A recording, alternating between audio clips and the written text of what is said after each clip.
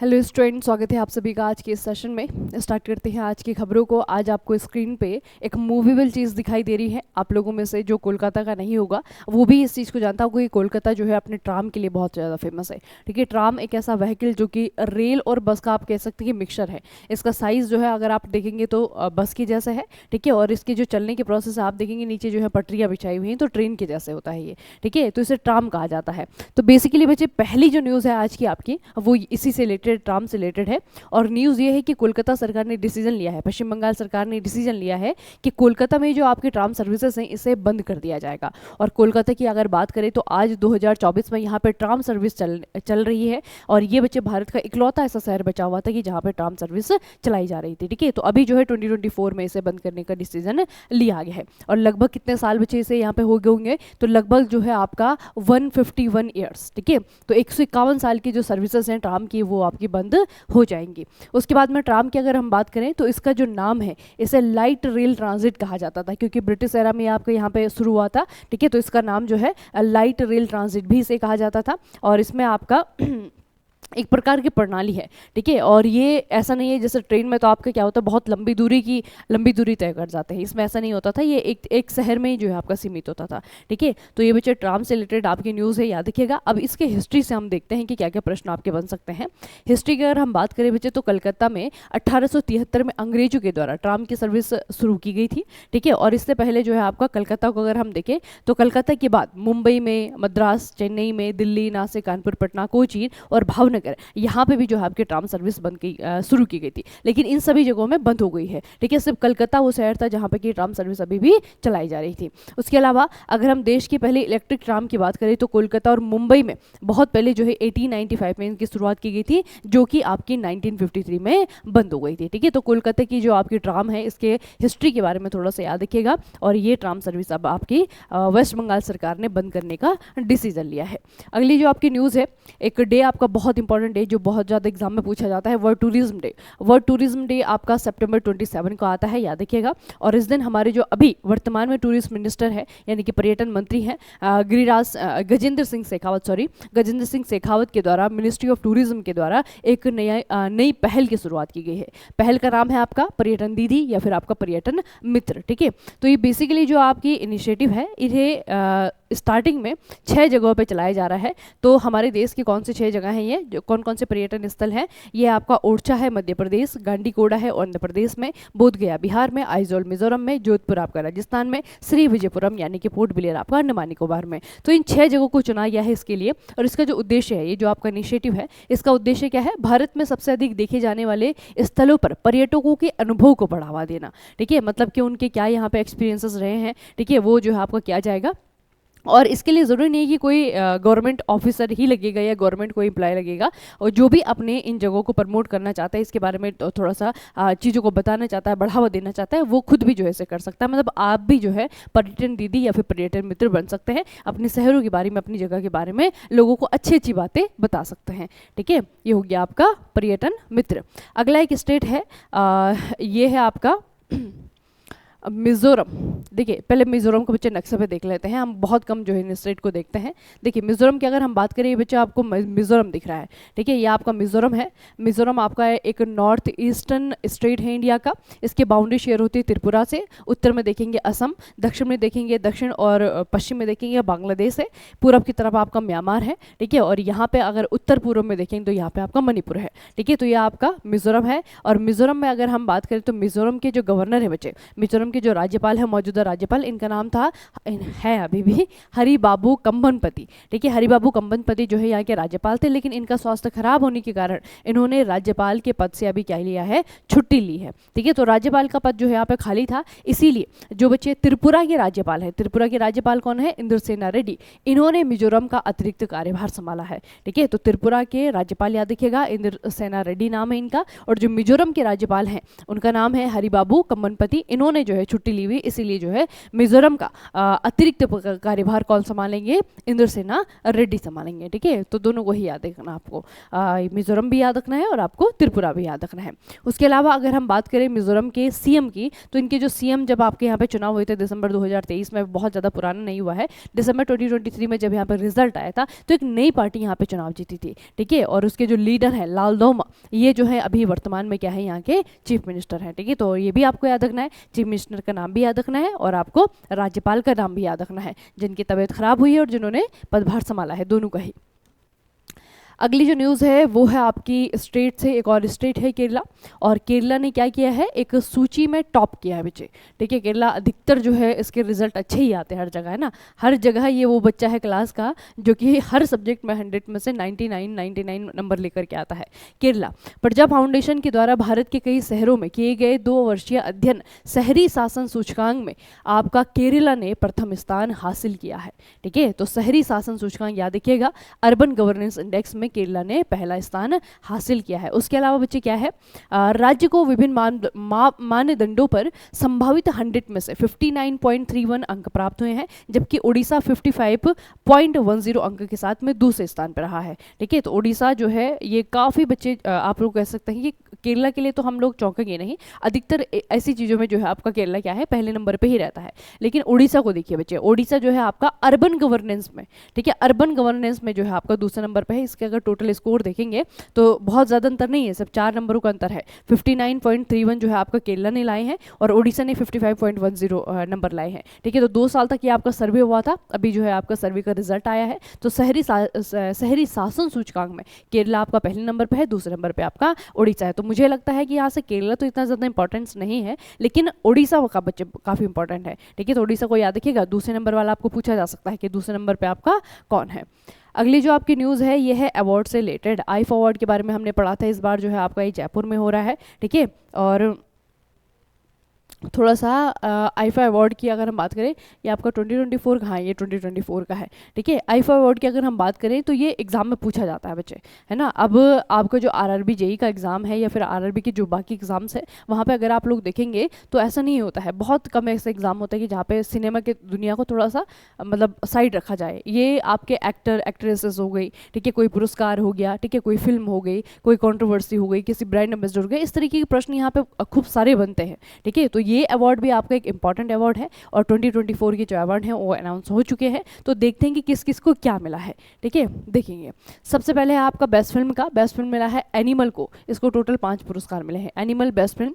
Best actor की बात करें तो शाहरुख खान जवान के लिए। बेस्ट एक्ट्रेस की बात करें तो Rani Mukherjee Mrs Chatterjee versus Norway के लिए। बेस्ट डायरेक्टर की अगर हम बात करें तो विधु विनोद चोपड़ा 12th फेल के लिए। बेस्ट स्टोरी की बात करें तो रॉकी और रानी की प्रेम कहानी को मिला है। Outstanding contribution to Indian cinema, ये जो है आपका दिया गया है जयंतीलाल गादा जी को और हेमा मालिनी जी को। ठीक है, achievement on completing 25 years in cinema, ये दिया गया है करण जौहर को। ठीक है, तो मतलब ऐसा नाम है कोई जो आपने हाँ ये वाला नहीं सुना होगा, आउटस्टैंडिंग जो कंट्रीब्यूशन है सिनेमा के लिए, ये नाम हेमा मालिनी का तो सुना होगा, जयंतीलाल गाडा जी का नाम नहीं सुना होगा आपने। बाकी तो बच्चे सभी लोगों को जानते होंगे, आप जानते हैं कि नहीं। 12th फेल बहुत फेमस हुई थी, तो इसकी जो डायरेक्टर है विधु विनोद चोपड़ा, ये बेस्ट डायरेक्टर का पुरस्कार इन्हें मिला है ना। शाहरुख खान को तो जानते ही होंगे, जवान मूवी के लिए बेस्ट एक्टर मिला है, बेस्ट फिल्म। तो बेसिकली इसमें जो सबसे इंपॉर्टेंस होती है बच्चे, वो किसकी होती है, अधिकतर वो होती है आपकी इन तीनों की। जो 3 ऊपर की कैटेगरी है ना, फिल्म एक्टर एक्ट्रेस, ये 3 कैटेगरी खूब सारी पूछी जाती हैं, बहुत बार पूछी जाती है, ज़्यादा इंपॉर्टेंस इसकी होती है। लेकिन इसमें थोड़ा सा आप लोग देखिएगा, क्योंकि 12th फेल एक ऐसी मूवी रही क्योंकि उसका जो संबंध है ऑब्वियस सी बात है कि आईएएस की प्रिपरेशन से है। ठीक है, गवर्नमेंट जॉब की प्रिपरेशन से जो स्टूडेंट से रिलेटेड है। ठीक है, तो 12th फेल के अगर 12th फेल को कोई अगर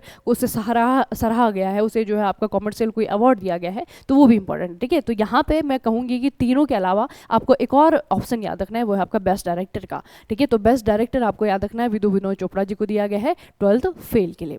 अगली जो न्यूज़ है ये भी बच्चे आपका उसी से रिलेटेड है, इसकी इंपॉर्टेंस बहुत ज़्यादा है। ठीक है, देखिए ये भी सिनेमा क्षेत्र का एक पुरस्कार है बल्कि सिनेमा के क्षेत्र में दिया जाने वाला सर्वोच्च पुरस्कार है जो भारत सरकार देती है। इसे कहते हैं दादा साहेब फाल्के पुरस्कार। तो दादा साहेब फाल्के पुरस्कार के लिए इस बार किसे चुना गया है? मिथुन चक्रवर्ती को चुना गया है। ठीक है, आप कहेंगे कौन मिथुन चक्रवर्ती है ना, ऐसा तो नहीं है ना, जानते हैं आप लोग, डीआईडी तो देखा होगा आपने, इनकी फिल्में देखी नहीं देखी, डीआईडी आप लोगों ने देखा होगा ना। तो मिथुन चक्रवर्ती को जो है आपका दादा साहेब फाल्के पुरस्कार के लिए चुना गया है और इन्हें जो है ये पुरस्कार जो दिया जा रहा है ना, ये अभी दिया जाएगा अक्टूबर के महीने में 8 तारीख को ये आपकी सेरेमनी होगी, नेशनल फिल्म पुरस्कार, वहाँ पे जो है आपको दिया जाएगा। ठीक है, उसके अलावा अगर हम बात करें इनकी, तो करंट अफेयर्स बचे इनके इस बार 2 बहुत इंपॉर्टेंट इनसे रिलेटेड करंट अफेयर बनेगा। एक तो पद्म भूषण, एक तो इन्हें पद्म भूषण भी दिया गया 2024 में और अभी जो उन्होंने दादा साहेब फाल्के भी जीत लिया है। ठीक है, तो 2 पुरस्कार हैं, दोनों ही बहुत ज़्यादा इंपॉर्टेंट पुरस्कार है। ठीक है, पद्म भूषण पहले इन्हें दिया गया था अभी जनवरी के महीने में 2024 की शुरुआत में, और अभी जाकर के जो है इन्हें दादा साहेब फाल्के मिला है। ठीक है, तो मिथुन चक्रवर्ती अभी 2024 में अगर हम कहें तो इंडियन सिनेमा के एक इंपॉर्टेंट पर्सनैलिटी है एग्जाम में आने के लिए। ठीक है, तो इनके बारे में थोड़ा सा हम देख लेते हैं कि कब इनका कैरियर शुरू होता है, कैसे कैसे इन्होंने काम किया है। ठीक है, तो इनके बारे में इनकी हिस्ट्री से पूछा जा सकता है। 2-3 बातें बताऊंगी, बहुत ज़्यादा नहीं है बच्चे। ठीक है, देखिए इन्होंने बच्चे 1976 में इनकी फिल्म थी मृगया, मृगया से डेब्यू किया था इन्होंने। ठीक है, मूवी का नाम है मृगया, यहाँ से इन्होंने शुरुआत की थी और आपको पता है कि पहली ही फिल्म के लिए, ठीक है, पहली ही फिल्म के लिए इन्हें सर्वश्रेष्ठ अभिनेता का राष्ट्रीय फिल्म पुरस्कार मिला था। ठीक है, ये भी याद रखना है। उसके बाद है 1992 में ताहदार कथा सर्वश्रेष्ठ अभिनेता, 1998 में स्वामी विवेकानंद के लिए सर्वश्रेष्ठ सहायक अभिनेता, इसके लिए इन्होंने 2 और नेशनल अवार्ड जीते हैं। ठीक है, अब यहाँ पे जब हम बात करते हैं किसी भी एक्टर की बात करते हैं, किसी अभिनेता की बात करते हैं, अभिनेत्री की बात करते हैं, तो बच्चे उनके कैरियर में ना ये चीज़ें बहुत इंपॉर्टेंट होती है, नेशनल अवार्ड। ठीक है, तो ये देखा जाता है कि किसने कितने नेशनल अवार्ड जीते हैं। ठीक है, तो इनकी अगर हम बात करें तो हम लोग देख रहे हैं कि बेस्ट सर्वश्रेष्ठ अभिनेता के रूप में इन्होंने राष्ट्रीय फिल्म पुरस्कार जीता मृगया में। ठीक है, उसके बाद में जो है इन्होंने सर्वश्रेष्ठ अभिनेता के लिए ताहदार जो कहानी थी उसके लिए जीता है। फिर स्वामी विवेकानंद में जो है सहायक के लिए, ठीक है, सहायक की भूमिका लिए सर्वश्रेष्ठ सहायक अभिनेता की भूमिका के लिए जो इन्होंने पुरस्कार जीता है। ठीक है, तो 3 बार मतलब इन्होंने नेशनल अवार्ड जीता है, तो काफ़ी बड़ी अचीवमेंट होती है ये। ठीक है, आईफा या फिर बाकी जो हम फिल्म फेयर वगैरह पढ़ते हैं, ये तो अभी जाकर के आपके पुरस्कार आए हैं, है ना। ये तो आपके बहुत जगह आप लोगों ने सुना होगा कि ये बहुत ज़्यादा मैनिपुलेटिव होते हैं, ठीक है, फेयर नहीं होते हैं, लेकिन बच्चे नेशनल अवार्ड जो है किसी भी अभिनेता के लिए, किसी भी अभिनेत्री के लिए ये बहुत ही ज़्यादा रिस्पेक्टेड जो है आपके पुरस्कार होते हैं। तो इन्होंने अपने कैरियर में 3 बार जो है नेशनल अवार्ड जीता है। ठीक है, उसके अलावा हम बात करें 2023 की, तो 2023 में ये जो पुरस्कार है, आप दादा साहेब फाल्के पुरस्कार जो देख रहे हैं, ये किसने जीता था? वहीदा रहमान जी ने जीता था। ठीक है, तो हमारे लिए 2023 वाला भी इंपॉर्टेंट है, हमारे लिए 2024 वाला भी इंपॉर्टेंट है, दोनों को ही आपको याद रखना है। ठीक है, तो मिथुन चक्रवर्ती जी को 2024 का क्या मिला है? दादा साहेब फाल्के पुरस्कार मिला है और 2024 में ही भारत सरकार ने इन्हें पद्म भूषण भी दिया है। ठीक है, दोनों इंपॉर्टेंट है बच्चे। अब पढ़ते हैं, एक बहुत इंपॉर्टेंट न्यूज़ है, छोटी सी लेकिन बहुत इंपॉर्टेंट है। एक नई कंपनी बनी है, एक नया जॉइंट वेंचर शुरू हुआ है, आप लोगों ने सुना होगा इसके बारे में। जॉइंट वेंचर है, किस किस का जॉइंट वेंचर है इसमें बच्चे? एक तरफ आपका NPCIL है, ये दोनों ही कंपनियां आप लोग जानते हैं, NPCIL है, दूसरा आपका NTPC है। ठीक है, राष्ट्रीय ताप विद्युत निगम है और भारतीय परमाणु ऊर्जा निगम लिमिटेड है। तो इन दोनों ने मिलकर के ना एक जॉइंट वेंचर शुरू किया है, एक नई कंपनी शुरू की है। ठीक है, नई कंपनी में वैसे ज़्यादातर शेयर आपका NPCIL का है, लेकिन NTPC भी जो उसमें आपका क्या है, एक ओनर है। ठीक है, तो इन दोनों ने मिलकर के क्या किया है? एक संयुक्त उद्यम शुरू किया है, इसका नाम है अणुशक्ति विद्युत निगम लिमिटेड। ठीक है, और इसका नाम है शॉर्टकट में कहेंगे इसे अश्विनी। ठीक है, तो याद रखिएगा, अणुशक्ति विद्युत निगम लिमिटेड, अश्विनी इसका नाम है, इसे सेंट्रल गवर्नमेंट के द्वारा मंजूरी दे दी गई है। ठीक है, और ये जो अश्विनी नई कंपनी बनी है, ये क्या कर रही है बच्चे? ये आपके राजस्थान में, कहाँ पे?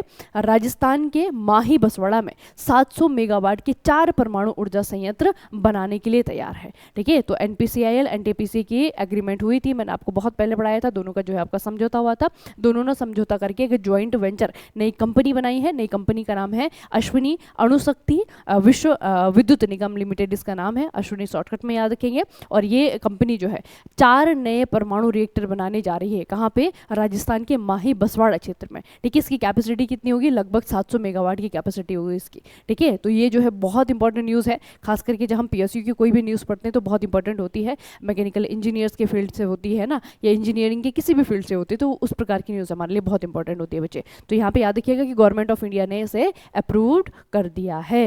अगली जो न्यूज़ है वो है कि मातृभूमि के M.V. श्रीयंश कुमार।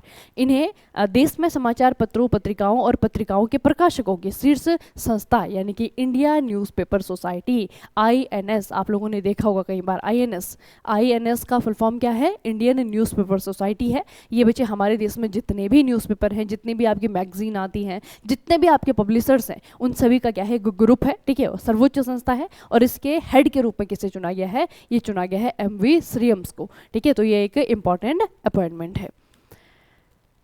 अब जो है 2 न्यूज़ हम किताबों से रिलेटेड पढ़ने वाले हैं, और ये न्यूज़ ना बच्चे आप RRB के किसी भी शिफ्ट में एक क्वेश्चन के रूप में आपका 101% आएगी। 101% ले लीजिए इसे लिख करके। ये न्यूज़ जो है आपका आने वाला है, ठीक है। इसकी जो आप कैटेगरी देख रहे हैं ना, स्पोर्ट्समैन है, और दूसरा अपनी आत्मकथा इन्होंने लिखी है, ठीक है। तो बहुत इंपॉर्टेंट ये आपका न्यूज़ होगी RRB के किसी भी एग्जाम्स के लिए, किसी भी शिफ्ट में आ सकती है, ठीक है।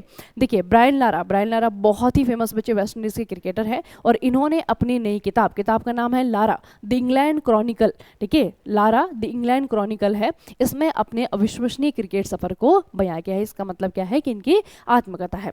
लेकिन इन्होंने किताब अकेले नहीं लिखी है। इस बुक को को ऑथर यानी कि साथ में जो है किसने लिखा है? फिल वॉकर ने लिखा है। तो फिल वॉकर का नाम याद रहे ना रहे, ब्रायन लारा का नाम याद रखना, और इनकी इस नई किताब का याद रखना, ठीक है। तो लारा है, क्योंकि बच्चे यहाँ पे क्या है ना, ये थोड़ा सा आपका क्या होगा, बहुत आसान सा प्रश्न होगा। अगर आपको पूछा जाएगा कि लारा द इंग्लैंड क्रॉनिकल किसके द्वारा लिखी गई है, तो किताब के नाम में ही आंसर हो जाएगा कि ब्रायन लारा ने लिखा है ना। तो यहाँ पे कोशिश करिएगा कि ये जो को ऑथर हैं फिल वॉकर, ठीक है, इनका नाम भी पूछा जा सकता है। तो याद रखिएगा कि फिल वॉकर ने जो है इस किताब को लिखने में ब्रायन लारा की हेल्प करी है। ब्रायन लारा का कहाँ के क्रिकेटर थे? वेस्ट इंडीज़ के क्रिकेटर, ठीक है। तो बहुत अच्छी बुक होगी ये, मतलब एग्जाम में आने के लिए बहुत अच्छा क्वेश्चन होगा एग्जामिनर्स के लिए, तो याद रखिएगा, ठीक है। Lara the England Chronicle.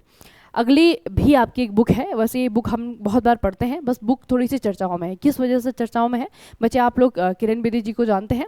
हम इन्हें 2 तरीके से जानते हैं। क्यों जानते हैं? हम एक स्टैटिक में क्वेश्चन पढ़ते हैं कि भारत की पहली IPS ऑफिसर कौन थे? किरण बेदी थे, ठीक है। दूसरा हम जानते हैं कि ये पुदुचेरी की पूर्व उपराज्यपाल रह चुकी हैं, ठीक है।